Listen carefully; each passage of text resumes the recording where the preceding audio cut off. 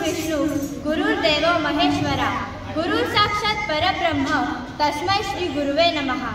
आज सोमवार दिनांक 22 जुलै 2024 महान अशा गुरु शिष्यांच्या जोडीचा अर्थात माधवराव बोरस्ते आणि काकासाहेब वाघ या महान विभूतींच्या पुण्यतिथीचा कार्यक्रम साजरा करण्यासाठी आपण सर्वजण या ठिकाणी एकत्र जमलेलो आहोत।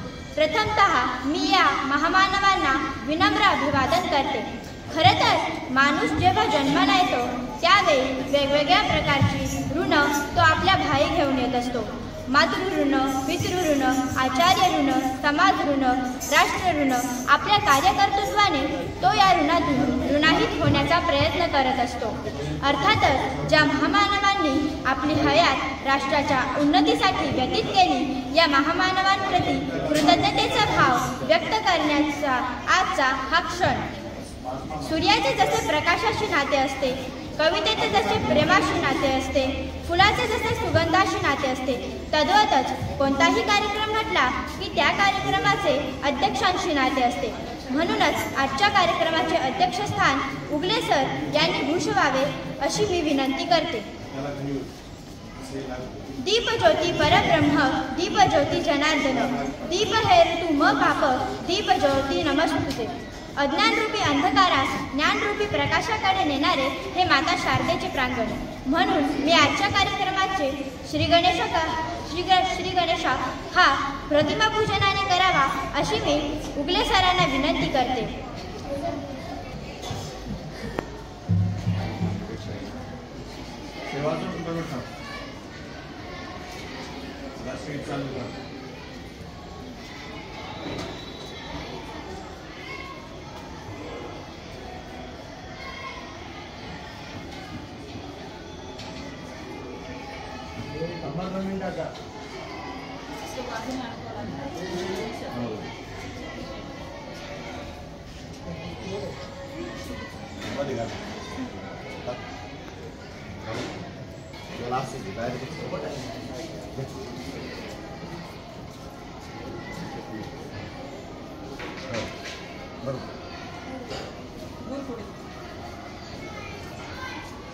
धन्यवाद सर। यानंतर माझ्या वर्गमैत्रिणींना माधवराव बोरस्ते आणि काकासाहेब वाघ या महापुरुषांविषयी आपले विचार व्यक्त करणार आहे। सर्वप्रथम मी माझी वर्गमैत्रीण काव्यानंदन हिला माधवराव बोरस्तेंबद्दल तिचे विचार व्यक्त करण्यास बोलावते। गुरूंच्या ऋणांशी कृतज्ञ राहावे, मोल आयुष्याचे जाणून घ्यावे, गुरूंच्या चरणी स्वर्ग पहावे, चरणी त्यांच्या नतमस्तक व्हावे, चरणी त्यांच्या नतमस्तक व्हावे। पद्मभूषण कर्मवीर काकासाहेब वाघ आणि सहकार महर्षी माधवराव तथा तात्यासाहेब बोरस्ते ह्या गुरु शिष्यांसारखी जोडी सामाजिक किंवा राजकीय क्षेत्रात होणे हा केवळ अपवाद असतो। दोघांनी आपल्या कार्यकर्तृत्वाने गगनाला कवेत घेण्याचा प्रयत्न केला। माधवराव बोरस्ते यांचा जन्म 10 फेब्रुवारी 1927 रोजी झाला। माधवराव हे एक समाजसुधारक होते। माधवराव बोरस्ते यांना तात्यासाहेब असे म्हणत। केवळ समाजाच्या विकासासाठी आयुष्यभर प्रयत्न करणारे असे आपले तात्यासाहेब। अत्यंत निस्पृश आणि निस्वार्थपणे केवळ समाजाचा विकास हे एकमेव ध्येय ठेवून त्यांनी आपले जीवन व्यतीत केले। शेतकऱ्यांचा पाया म्हणजे माधवराव बोरस्ते। बहुजन समाजाच्या शिक्षणासाठी मराठा विद्याप्रसार समाज शिक्षण संस्थेच्या रूपाने त्यांनी दिलेले योगदान अतुलनीय आहे। राजकीय क्षेत्राबरोबर सामाजिक व सहकार क्षेत्रात त्यांनी केलेले कार्य स्मरणात ठेवले पाहिजे। बोरस्ते यांच्या काळात महाराष्ट्रातील पहिल्या क्रमांकाचा साखर कारखाना म्हणून निफाड कारखान्याची ओळख होती। सहकारी साखर कारखान्यामध्येही तात्यासाहेबांचे योगदान मोठे होते। निसागाचे दीर्घकाळ चेअरमन त्याचबरोबर महाराष्ट्र राज्य सरकार संघाचे अध्यक्ष म्हणूनही त्यांनी फार मोठे कार्य केले। त्यांच्या काळात निसागाची भरभराट झाली।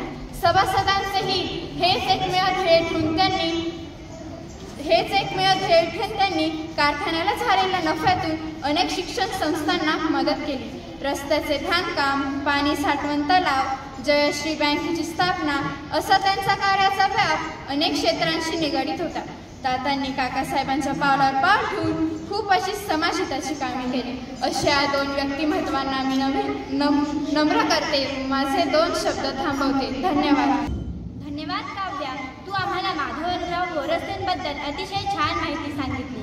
यानंतर मी काकासाहेब वाघ यांच्याबद्दल माहिती सांगण्यासाठी वैष्णवी गाजरे हिला मंचावर आमंत्रित करते. मराठा विद्याप्रसारक समाजाची प्रेरक शक्ती म्हणजे ज्योतिराव फुले व सत्यशोधक समाज.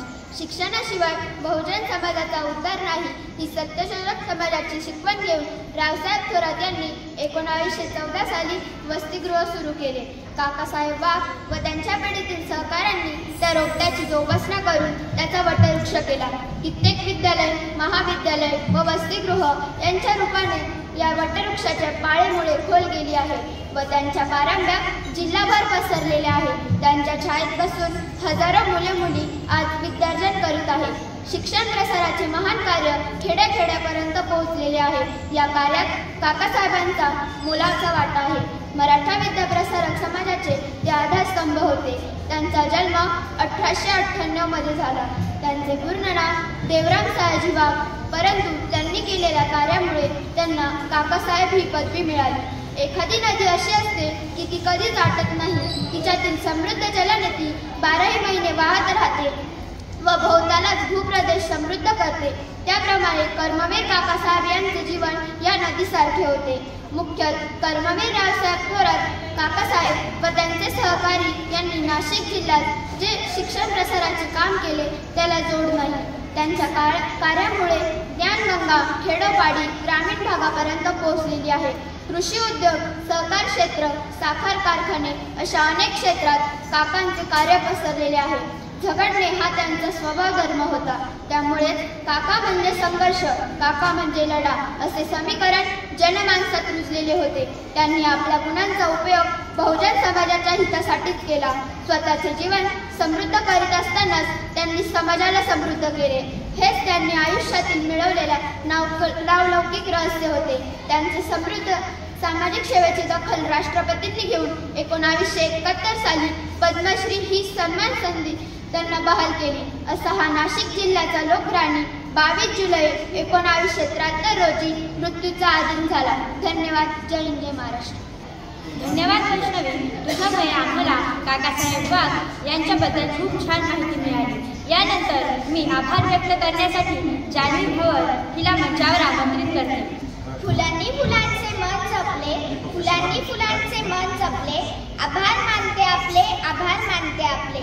आजच्या या कार्यक्रमाची संधी आमच्या 7वी फ च्या वर्गाला सादर करण्याची करू दिल्याबद्दल मी सर्वप्रथम माननीय मुख्याध्यापिका, माननीय उपमुख्याध्यापक व माननीय पर्यवेक्षक तसेच सांस्कृतिक समितीचे सुद्धा आभार मानते व त्याचप्रमाणे आजचा कार्यक्रम संपन्न झाला असे जाहीर करते. धन्यवाद.